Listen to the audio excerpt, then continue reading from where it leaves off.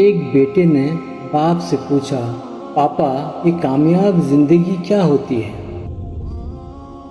वालिद बेटे को पतंग उड़ाने ले गए। बेटा बाप को गौर से पतंग उड़ाते हुए देख रहा था।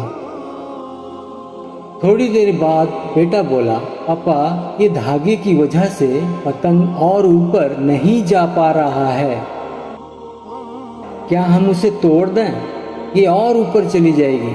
वालिद ने धागा तोड़ दिया। पतंग थोड़ी सी और ऊपर गई और उसके बाद लहराकर नीचे आ गई और दूर अनजान जगह पर जाकर गिर गई। तब बाप ने बेटे को जिंदगी का फलसफा समझाया। बेटा, जिंदगी में हम जिस ऊंचाई पर हैं, हमें अक्सर लगता है कि कुछ चीजें जिनसे हम बंधे हुए हैं वो हमें और ऊपर जाने से रोक रही हैं, जैसे घर, खानदान, नज़्म व ज़ब्त, वालिदैन वगैरह, और हम उनसे आज़ाद होना चाहते हैं। असल में यही वो धागे होते हैं जो हमें इस ऊंचाई पर बना के रखते हैं।